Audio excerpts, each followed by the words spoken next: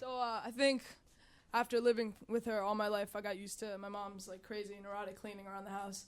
But the one place I can't really stand it is in my room. And I remember one day my sophomore year, I came home and everything was a mess. And everything was everywhere, and we had been doing construction, and she didn't tell me about it. So I got home, and there was a mess everywhere, and she was like, good, you're home. She's like, all right, so you can help me clean now. I was like, okay. And I was like, that's fine. She's like, let's start with your room because it's a disaster. So, all right. I was like, okay. I go downstairs, and my bed is misplaced, and my closet's torn apart, and everything is everywhere, and I didn't even make the mess, and I had to clean it. So I start cleaning things, and I pick things up, and I see in a corner of my room there's a bunch of scraps of paper and just, tumbled there, and they had been, and I see that they had been tampered with, and somebody was digging through my things.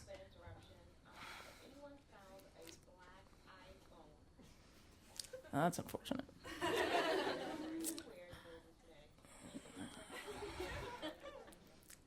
Okay.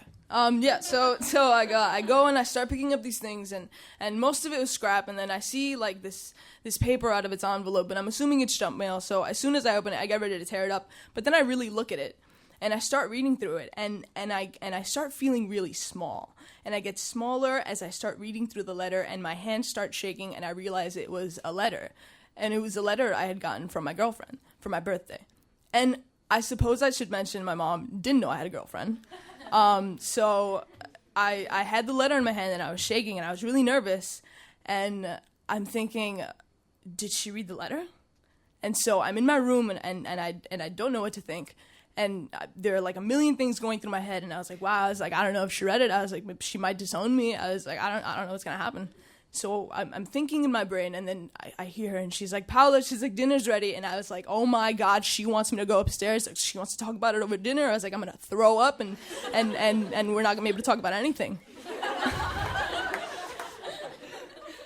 And so I sit in my room for a while, and I was like, all right, well, I don't know how I'm going to go about this. And so I think I wait long enough, and I go upstairs, and I don't go in the room yet. I peek through the stairs to see what they're doing, and they're all sitting there watching TV, and I looked at them for a few seconds, and I was like, all right, everybody looks pretty normal, looks pretty oblivious.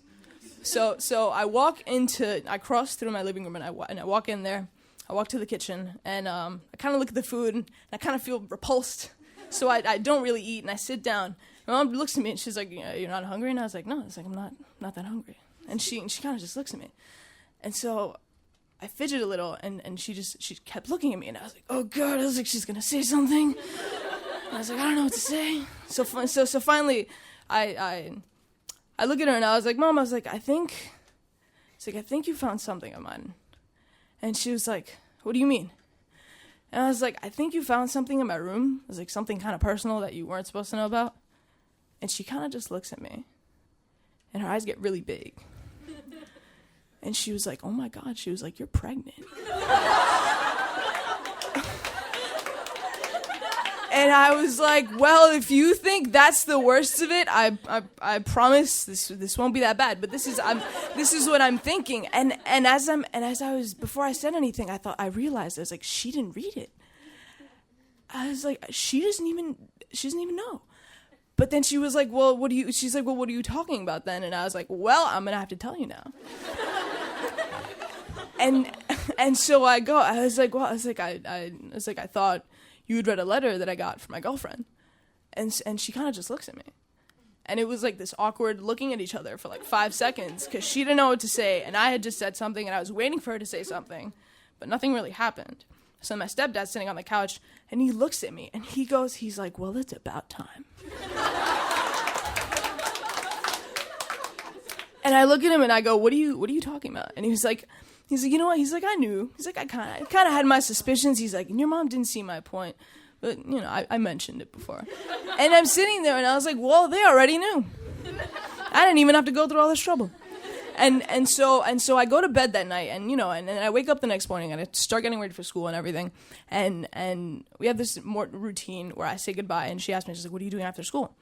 And it just felt so good to be able to say, I'm gonna go hang out with my girlfriend. And it was like I didn't have to lie to her, and I could say that with confidence, and she was okay with it. And I walked out of that door that morning, and I felt like I could breathe.